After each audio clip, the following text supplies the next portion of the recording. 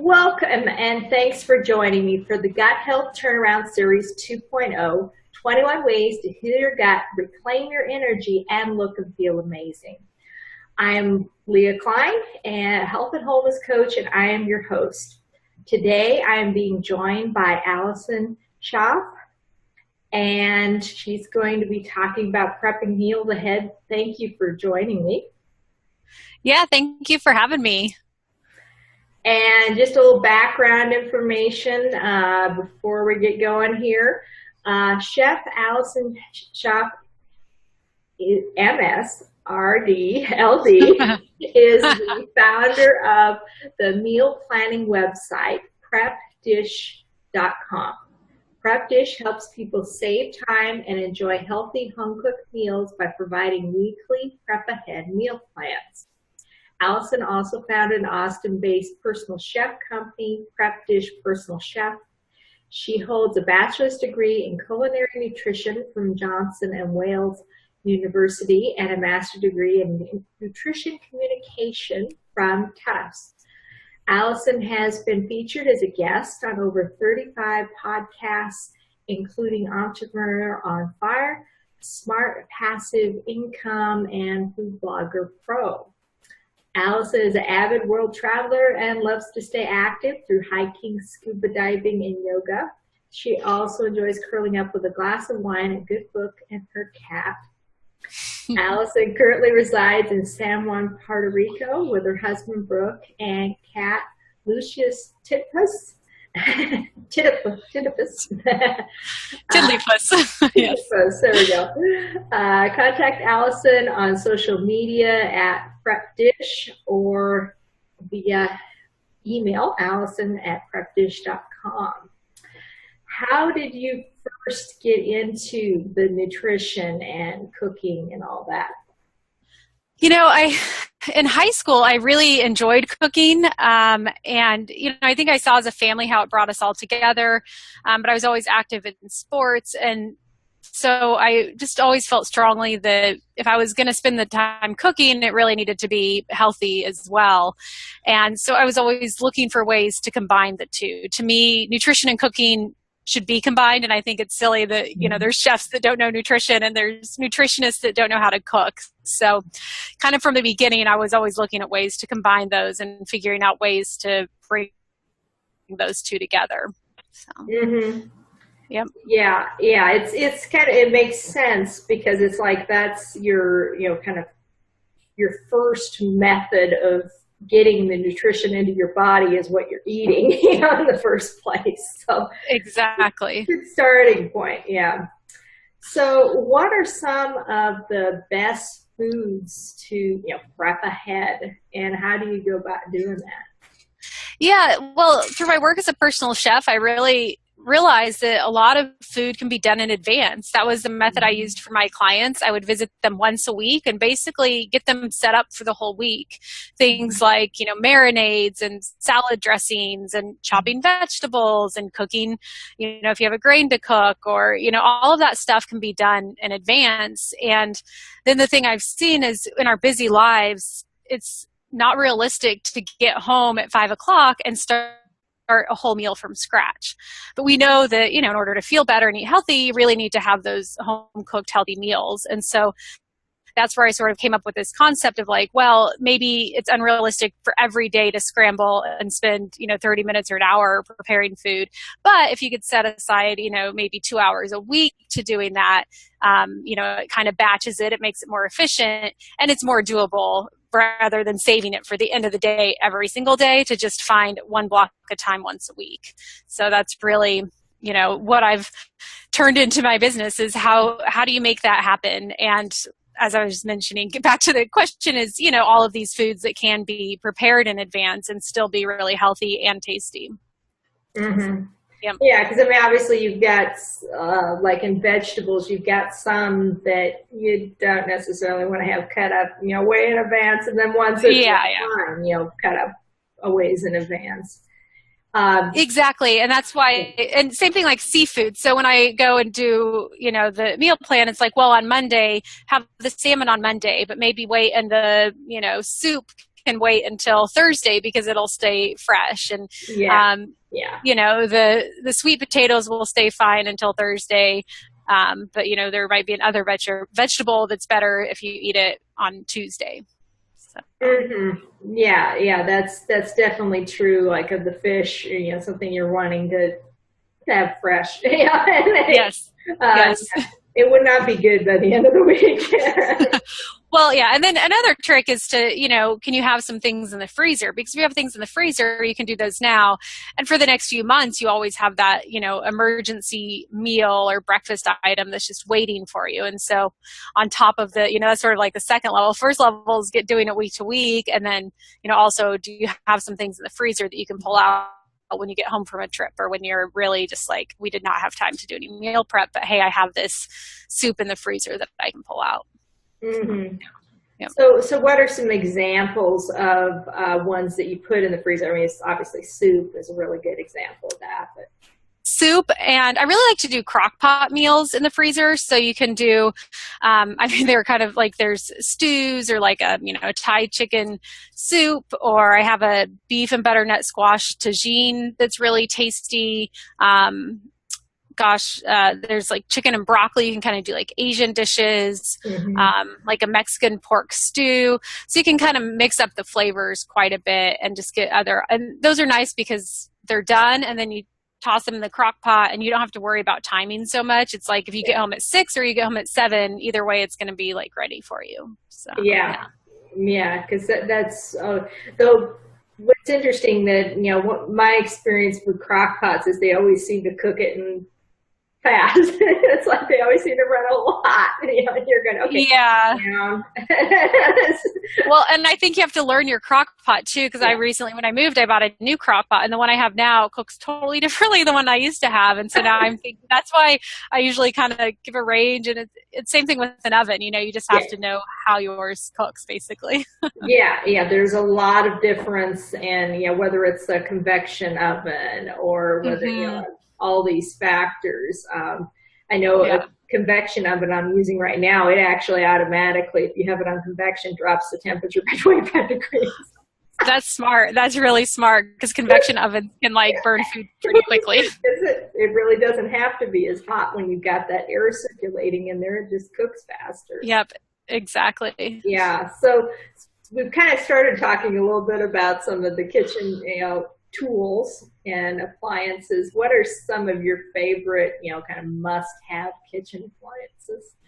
Yeah, I have a few, and I actually will say too, I don't think you need a ton of appliances. There's a lot out there. It can be overwhelming. A lot of times it's just adding clutter and making it more, you know, you're going to resist going into the kitchen even more if you have tons of things and you don't know what to do with them. But there are some basics. My number one is a good knife, like a good chef's knife, a quality one. I don't recommend using a small paring knife. A lot of times I'll see this mistake is people, you know, they're afraid to use the bigger knife, so they're using this little small paring knife to do all their chopping. And you really need like a 5 to 7 inch chef's knife to do your vegetable chopping. And if you are overwhelmed by chopping, there's tons of like basic knife skill classes, you know, at grocery stores, and you know, it's usually pretty easy to find a basic knife skills class. So that's always kind of what I think is like the intro. Like you need to have that. And then also a good cutting board to go along with that. You know, I've seen like the decorative glass cutting boards, and those aren't going to work as well either. So, you know, good cutting board and a good knife are really the starting points. And then the other thing I like to have is some sort of high quality blender, which can be a bit of a pricier item, but it's one of those, it's such an investment piece. And once you have it, there's just so much that you can do with it, with marinades and soups and sauces and smoothies. And it pays for itself eventually, you know, it really does. So a high quality blender. And then a smaller item that I like to have is a microplane, which is basically just like a grater that can do, or a zester for lemon zest and orange zest. And I like to use a lot of zests for flavoring. I think a lot of times people think a dish is when it's missing something, a lot of times it's an acid, like, lemon juice, some sort of citrus juice or vinegar, and the zester too. Like, that's just a great way to add easy flavors by zesting things. So, and you can also use it to grate ginger and a lot of things outside of citrus as well. And that's a nice, $10 to $15 item that can really add a lot of flavor to dishes. So yeah, I know I had when I was growing up, actually, did 4-H cooking, and we had a recipe of cookies that I did, and it had orange. It had the juice and it had the zest. Yep. So yeah, it's good. It definitely adds to the flavor. No, it does. And I think, and a lot of the times people, never even think to use. And so now I see a citrus just go to waste. I'm like, oh, look at all that zest that's just going to waste. But, yeah. Get the outside up. Yeah. Yeah. So what are some other tools? Yeah. Yeah, I was gonna say there's one more item. It's not so much a tool, but if you're going to be doing meal prep, is to invest in some nice containers. It really, the food will stay fresher and it'll look more appealing.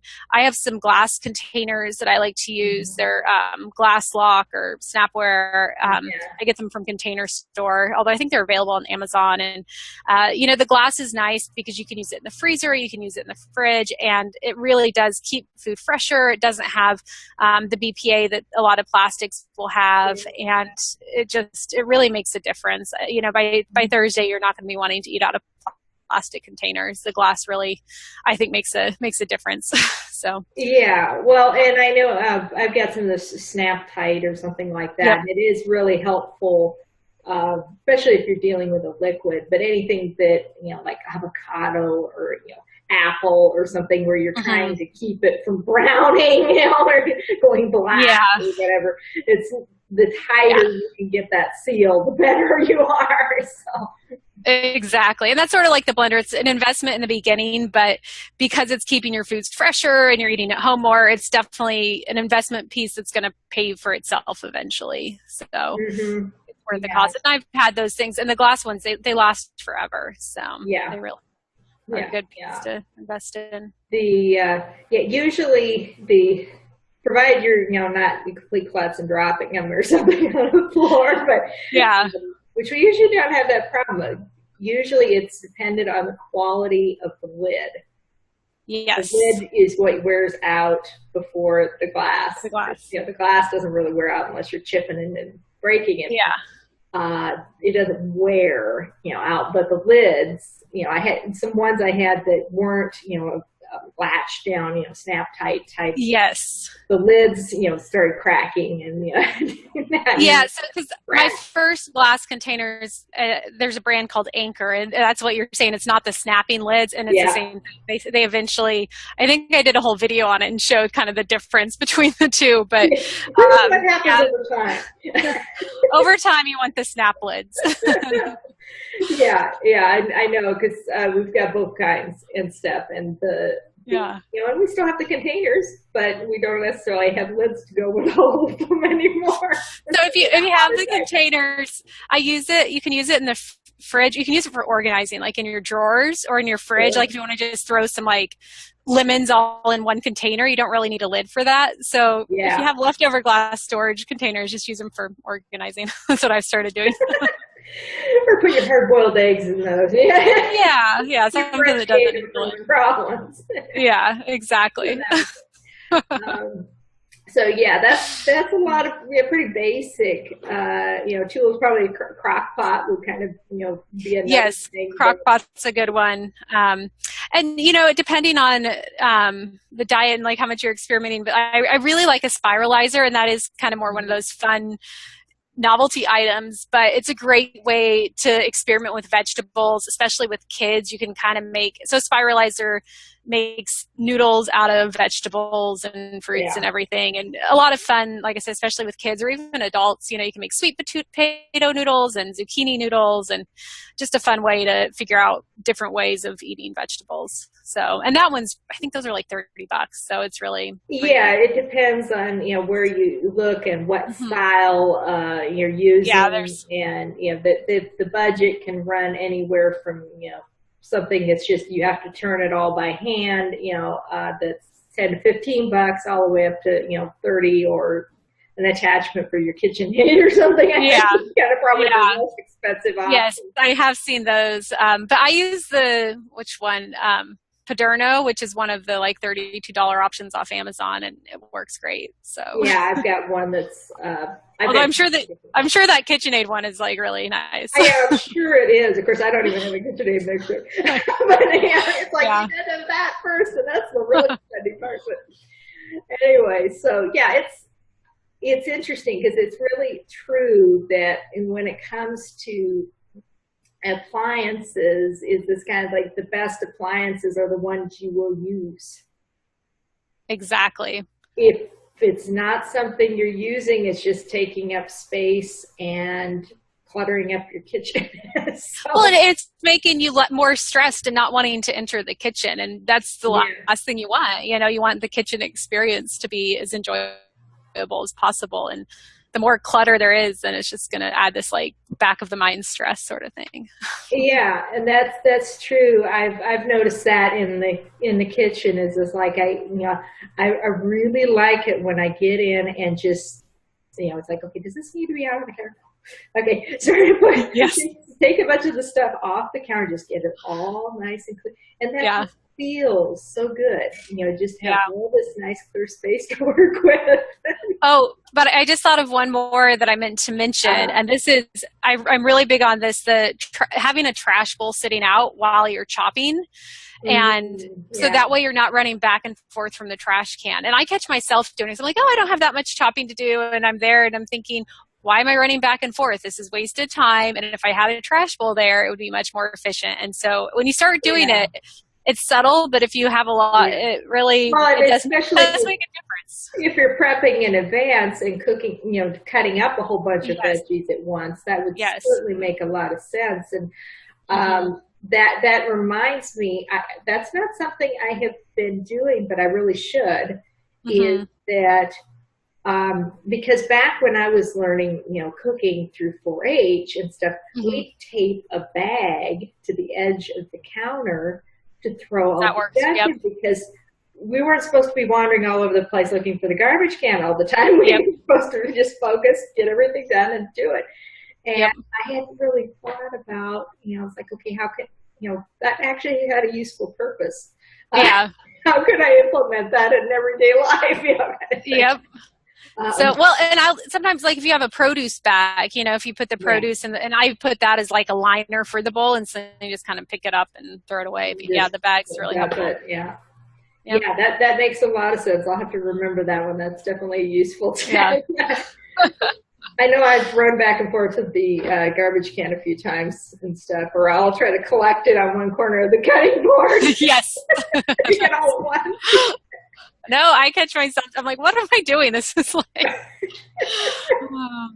Yeah, so that makes a whole lot of sense. And so what are some, for our listeners, some time-saving things, kind of kitchen hacks, shall we say, that can help make meal prep quicker? Well, one is before you get to the meal prep stage, is to have a plan and figure out ways, like, is there something, I like to do double duty type things. So, like, if you have a cilantro lime marinade that you're going to make it and make double of it, and, have some on Monday with your salmon, but then save some for the chicken. So that way it's not like 2 days in a row, but you're getting double duty out of it. Or, if you throw a pork in the crock pot and then you have leftovers and you have like pork tacos the next night. And so just kind of figuring out ways that you can do when you're actually doing the work, that it's stretching as far as possible. Another example would be just simply doubling it and freezing half of it. If you make a pan of lasagna, make 2. It's not going to take double the time. It's just going to take a few more minutes, and then freeze part of it. And there's a lot of items that you can do that with. So, just kind of trying to be as smart as possible when you do get in there. And I think the best way to do that is to think about it ahead of time, of like, okay, what's my plan? Because that 10 minutes of planning can save you, an hour of kind of scrambling and, running around. So yeah. Well, and another good thing is when you get to go to sit down, or not sit necessarily, stand and put everything together, is to get everything out. Yes. go ahead, have everything sitting out. Get all the ingredients lined out there, so you're just going, and you don't have to go and wash. And even before that, wash all the veggies at once. I'll fill up the sink or fill up a big bowl and just put all the veggies in there and wash them and stick them on a towel so that I'm not like individually washing each vegetable over the course of, my prep time. Yeah. Even when I don't necessarily cut everything in advance, but I will do that with, like I'm doing a stir fry or something. I'll just, a little bit of this, a little bit of that, and I'll just go through a lot of different veggies from the refrigerator and then go through and cut them all up at once. And then start cooking. Excuse me. Oh, excuse you.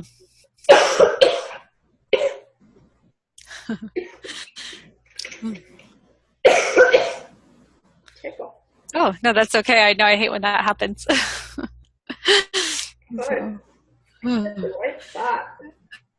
Yeah. Gosh, I had something else and it just slipped my mind. Oh my goodness. Oh, another one was just even, thinking through, because I think dinner time is really where you want to think through, but also are there things, I also like to think through other meals of the day, so breakfast or snacks, and something for snacks that I like to do is have things, have some raw vegetables cut up, and also placement in the refrigerator. I know it sounds kind of silly, but I put them in the front of the fridge, because whenever I want a snack, what do? You go and you open the fridge and you look, or you open the pantry and you look. And if it's right there in the front and center, I'm like, oh, well, I spent all this time cutting up these like bell pepper slices, I'll have that. But if it's stuck in the back and there's like, something else before that, then I'll grab for that. So it's silly, but you have to like trick yourself into making it as convenient as possible. The easier it is to do the right thing, the more likely you will do it. That's just that simple. It's like, basically, so what I kind of say is you're eliminating the choices you have to make. And the problem is a lot of meals and snacks come at a time, if it's 5 o'clock, how many decisions have you made? And you've kind of reached that decision fatigue. Yeah. And so if you have to make a decision at that time, it's probably not going to be the best decision of your life because you're exhausted.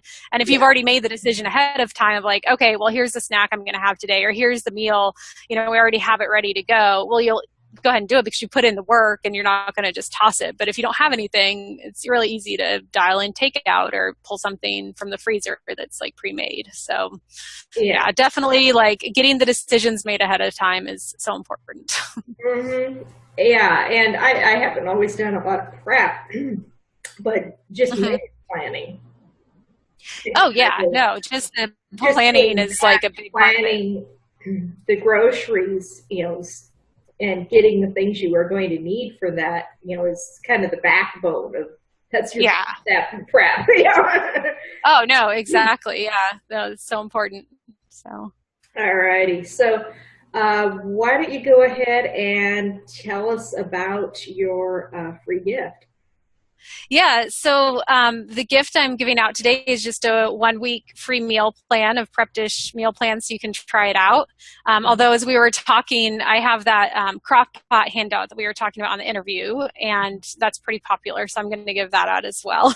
So I'll have both of those for you, and they're both set up similar to where it's a grocery list and then really specific instructions on how to do that work ahead of time. And I like to give people a chance to try it for free to just see if it's a fit, because everyone has their own method for doing things, and good way to try it, see if it works. So. Yeah, that's always a good idea.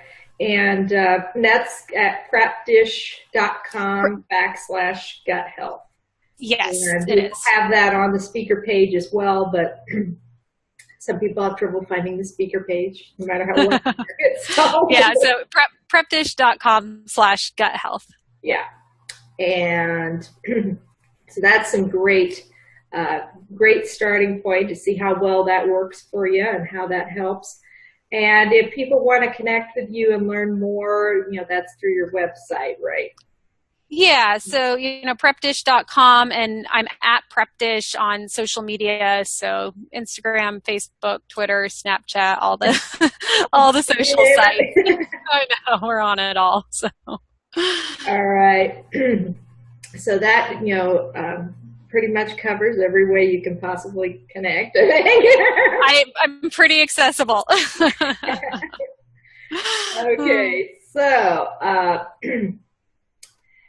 thank you so much, Allison, for joining me today. It's been fun.